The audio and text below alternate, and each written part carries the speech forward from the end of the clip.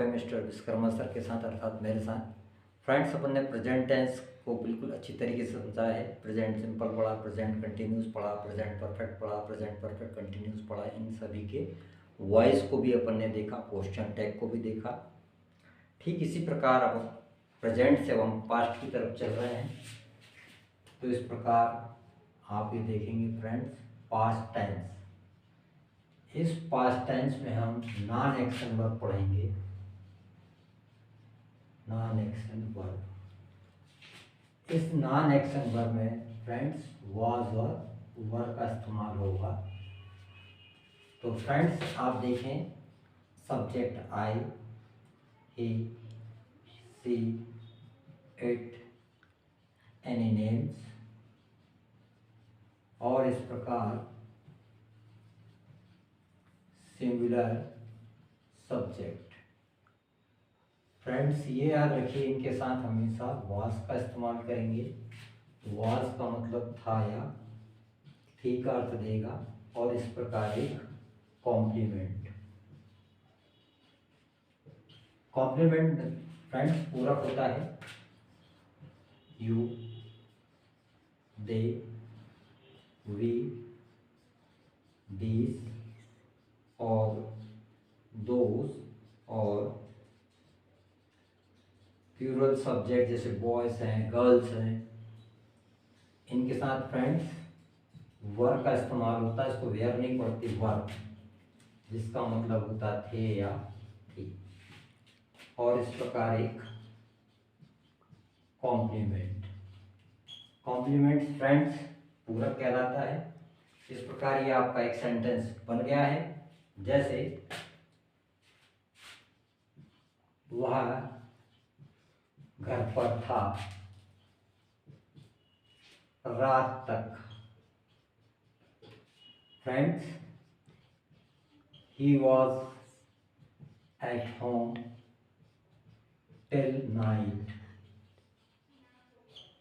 तो इस प्रकार फ्रेंड्स यहाँ देखें, ये वॉज जो है एक वर्ब का काम कर रहा है, लेकिन ये नॉन एक्शन वर्ब है।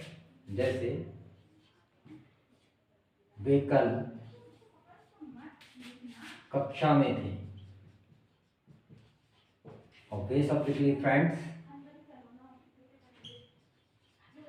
दे वर इन क्लास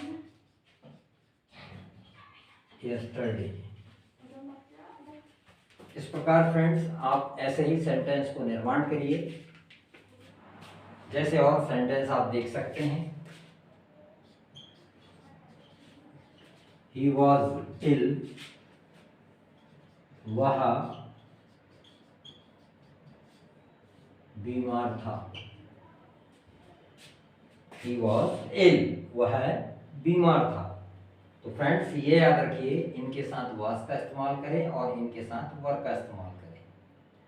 तो इस प्रकार आप ये देखेंगे, वाज और वर एक मेन वर्ब के रूप में है, लेकिन ये नॉन एक्शन वर्ब है। और ये याद रखें, जब आप नरेशन चेंज करेंगे तो प्रेजेंट के बाद ठीक पास्ट में जाएंगे। जैसे इज, आर, एम को नरेशन में वाज और वर में ट्रांसफर किया जाता है। तो ये इसको आप बहुत बारीकी से समझें, और ये याद रखें कि अब इनके साथ ये ही लगेंगे पास्ट के अर्थ में। तो ये बात बिल्कुल ध्यान रखना चाहिए कि इनके साथ वाज ही लगेगा और इनके साथ वर ही लगेगा। और इस प्रकार सेंटेंस जैसे और भी आप बना सकते हैं, आप अपने अनुसार बनाएं। जैसे फॉर एग्जांपल के लिए, वह हॉस्पिटल में था, ही वॉज इन हॉस्पिटल। वह आईसीयू में था, ही वॉज इन आईसीयू। ठीक इसी प्रकार वे हमारे अच्छे मित्र थे, दे वर माई बेस्ट फ्रेंड।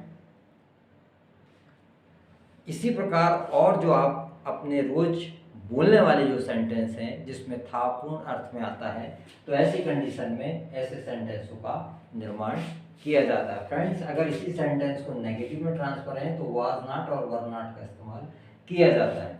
जैसे वह यहाँ नहीं था, ही वॉज नॉट हेयर। वह घर पे नहीं था, he was not at home. वह क्लास में नहीं था, he was not in class. तो इस प्रकार ऐसे बहुत से जो सेंटेंस हम बोलते हैं उनको आप प्रैक्टिस करिए, और प्रैक्टिस ज़रूरी करना है ताकि आप इंग्लिश पे अच्छी कमांड कर सकते हैं। तो फ्रेंड्स, आपको मेरी बात समझ में आ रही होगी। तो इसे ज़रूर आप प्रैक्टिस में रखिए, आप सेंटेंस बनाइए। मैं कुछ आपको सेंटेंस देता हूँ, आप उनको इसी के आधार पर ट्रांसलेट करिए। लेकिन ये बिल्कुल ध्यान रखिए कि इनके साथ यही लगेंगे, इनके साथ यही लगेंगे। कभी इनके साथ ये शब्द नहीं लग सकता और इनके साथ ये नहीं लग सकता। हाँ, किस कंडीशन में लग सकता है, जैसे आई के साथ वर लग सकता है जब हम कोई कल्पना करते हैं, उस कंडीशन में होता है। जैसे I work in place of you, काश में आपकी जगह होता। ऐसे सेंटेंस बनाने के लिए तब कुछ रेयर कंडीशन है, उस कंडीशन में आप देखेंगे। आप इसकी प्रैक्टिस करें। जैसे वह ईमानदार था, वे हमारे अच्छे मित्र थे, वह उसके पापा के साथ था।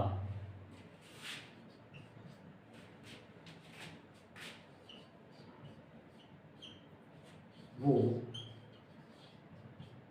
अच्छे लड़के थे।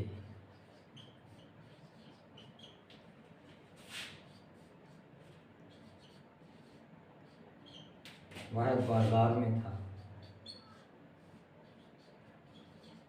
इस प्रकार था, थे, था, इस प्रकार ऐसे सेंटेंस आप अपने अनुसार इसको ट्रांसलेट कीजिए। और मैं समझता हूँ आपको बात समझ में आ रही होगी। तो प्लीज़, आपका बहुत प्यार मिल रहा है, इसी तरीके से इस चैनल को लाइक कीजिए, सब्सक्राइब कीजिए और शेयर कीजिए, ताकि इंग्लिश सब तक आसानी से पहुंच सके। पैसा तो लग नहीं रहा है आपका। हाँ, अगर आपको कोई प्रॉब्लम्स हो या समझ में नहीं आता तो कमेंट्स कीजिए, उसको हम एक बार और रिवीजन कर लेंगे। So thank you.